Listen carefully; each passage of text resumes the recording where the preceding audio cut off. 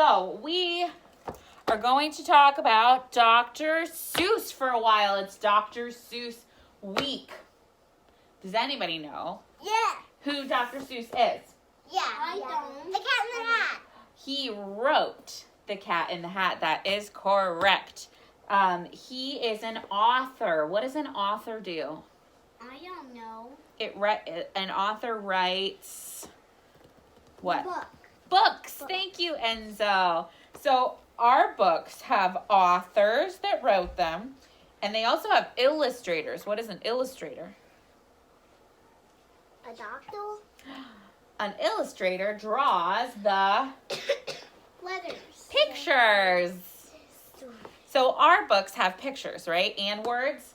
So someone called the author writes the stories in our books, and then someone else called the illustrator draws the pictures in our books so that we have pretty pictures to look at while we read our books, right? I actually have that book. And Dr. Seuss is a very famous author that wrote a lot of fun books. So there he is right there. Yeah. He's not alive anymore, but that's a picture of him when he was.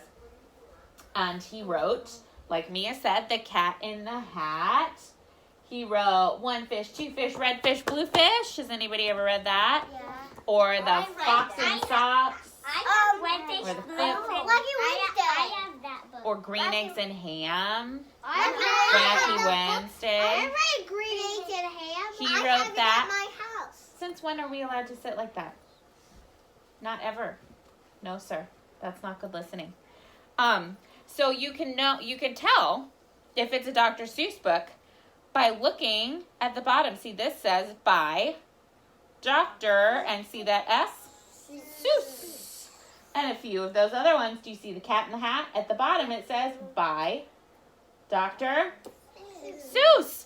So Dr. Seuss is very famous. Yeah, but who still makes the books? The company still prints them, but he doesn't write anymore because he's not alive anymore. But he wrote a lot of them when he was. He lived a long time ago. He lived to a nice, ripe old age. I bet. But he's famous for his books because he makes up silly words in his books that aren't real, and he rhymes. So we are going to start talking a lot about rhyming words. So rhyming words are a little different because the end of the words sound the same. So what rhymes with cat? Matt. No, that is what cat starts with. Matt rhymes with cat, or the cat in the bat. The cat in the hat. So cat and hat sound the same at the end, right? Yeah. And that's how we know that they rhyme. So we're going to listen a lot to our rhyming books to hear the ends. And then we might play a game Okay. too about Dr. Seuss. But we are going to start this book by Dr. Seuss called Horton Hears a Who. I have that book. And we're actually going to finish it on Wednesday. It's kind of a long one, so we're only going to read half, and then we're going to finish it on Wednesday, which is why I'm taking a video for Alexis today so that she can hear the first half of the book and doesn't miss out on the second, or isn't confused when we read the second book, right? Or the second half. See if I can remember where I stopped. Okay. Here we go. Horton Hears a Who by Dr. Seuss. Very good.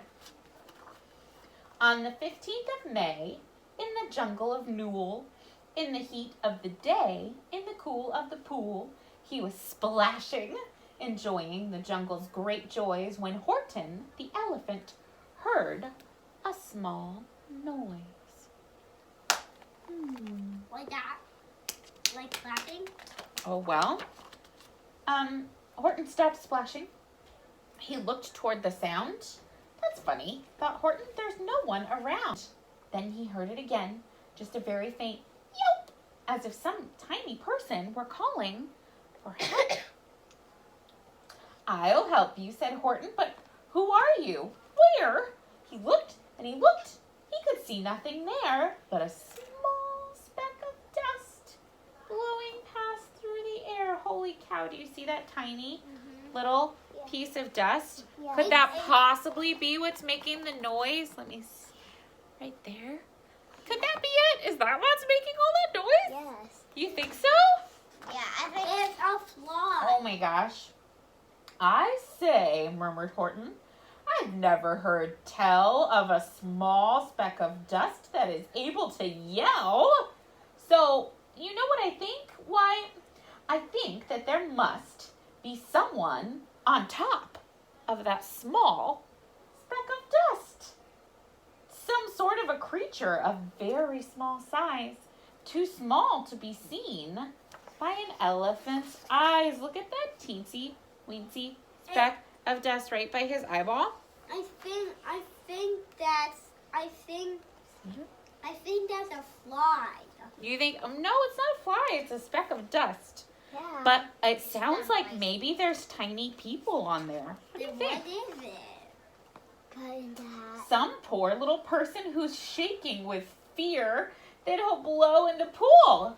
He has no way to steer.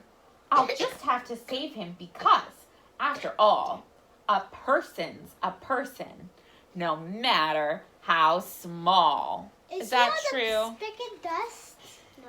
Can you say a person's a person, no matter how small?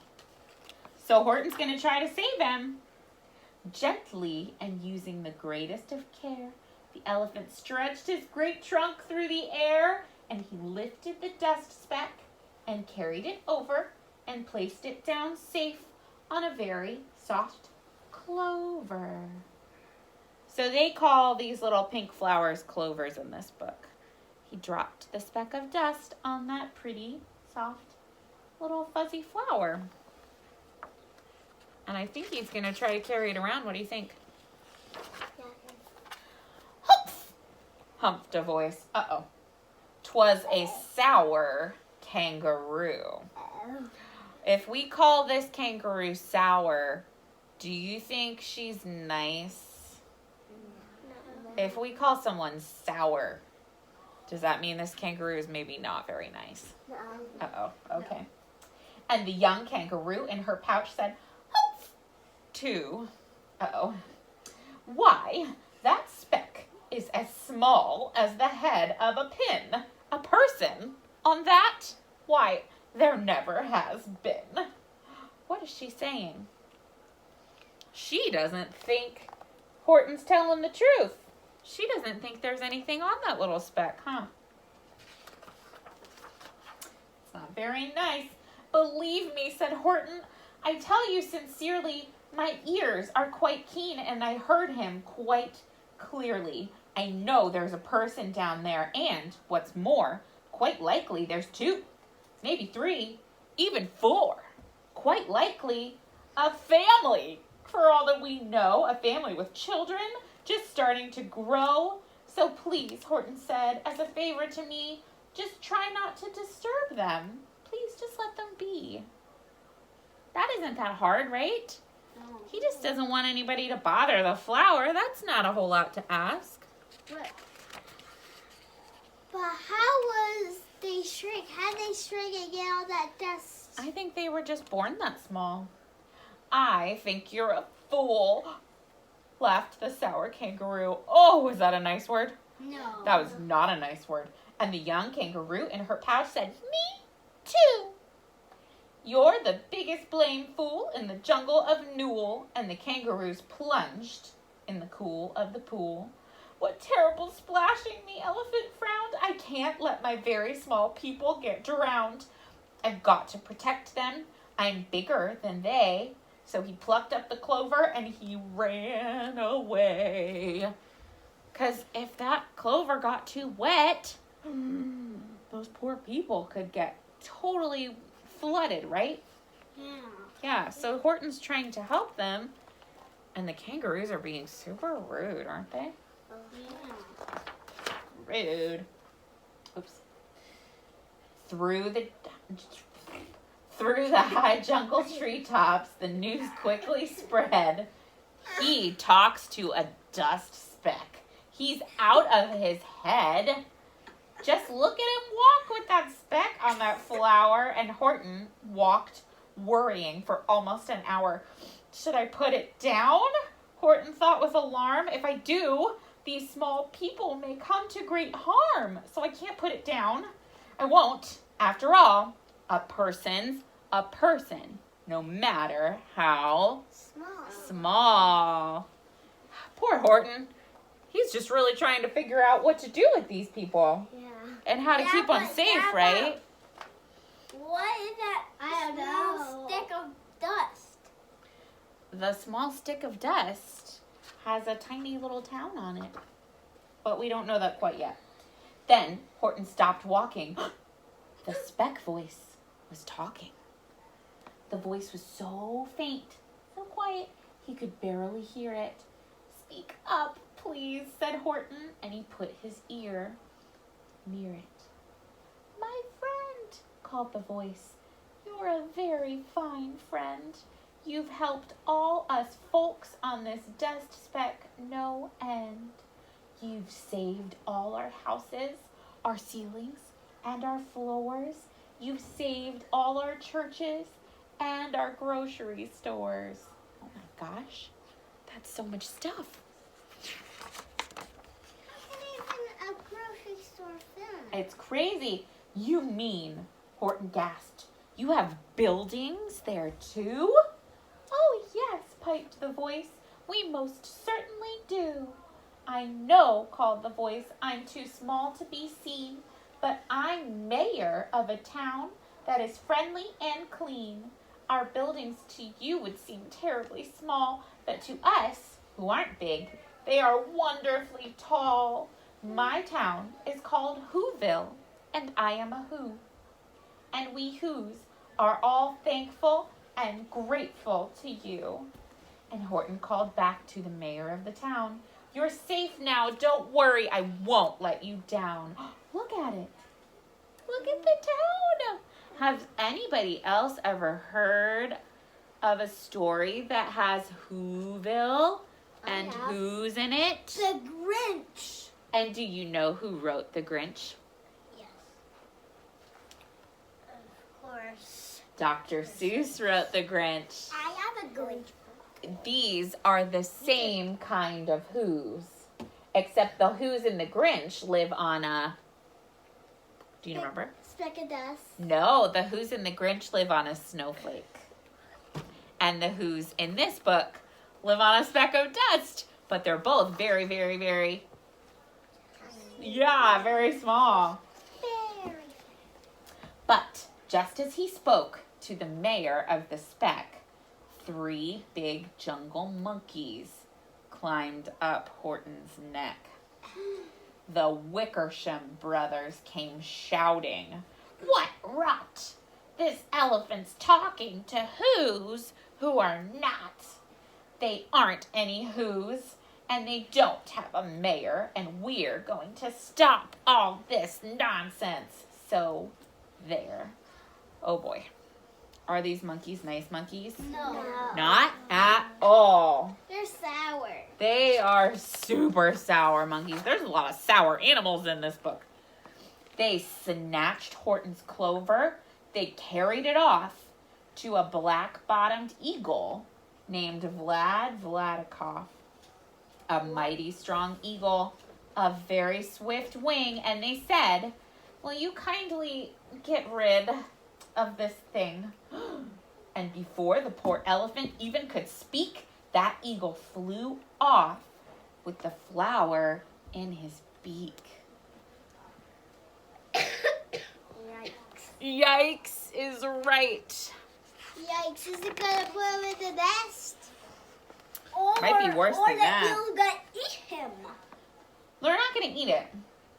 All that late afternoon and far into the night, that black-bottomed bird flapped his wings in fast flight, while Horton chased after with groans over stones that tattered his toenails and battered his bones. Is he gonna drop it? Begged, "Please don't harm my little folks. They have as much right to live as us bigger folks do." But far beyond him, That eagle kept flapping, and over his shoulder he called back, "Quit your yapping! I'll fly the night through. I'm a bird. I don't mind it. And I'll hide this tomorrow where you'll never find it." I know, because I have that book. Yeah? Well, you guessed too, because it rhymes. Here's our last page for today. And at 6:56 the next morning, he did it. It sure was a terrible place that he hid it. He let that small clover drop somewhere inside of a great patch of clovers 100 miles I know wide. you had that bookmark. Yeah. "Find that," sneered the bird, "but I think you will fail." And he left with a flip of his black-bottomed tail. Where did he drop that clover? Go get a pumpkin. Thank you. Where did he drop it? I don't know. In a giant field of flowers that look exactly the same. Oh. Look at all those flowers. Look. Yeah, he won't know. 100 miles of the exact same flower. How is Horton ever going to know which flower I can't see. was his? Go sit down, please. I can't. Go sit down on your bottom. You don't need to be up here. You can see with your eyes. Look, those are all clovers. All of them. And they all look exactly the same as the clover that has his little Whoville friends on it. So that is where we're going to stop for today. And we're going to have to wait till next time to see if Horton can find his flower and save his friends. What do you think? Thumbs up if you think he's going to be able to find it and save his friends. If I had 100 You're a thumbs down? You don't think he's going to be able to do it? Miss Dennis is reading you a very sad story. He's going to make it. Yeah, he's going to make it? Yes. We're going to have to gonna wait make it. all the way think till maybe Wednesday next to time. find out. You think it could go either way? You think you can make it? It's a maybe for you. Oh, you do a thumbs up. It's a maybe. A maybe 100 thumbs up. A maybe for you too. 44 thumbs up. You don't have 44 thumbs. I do. I have 45.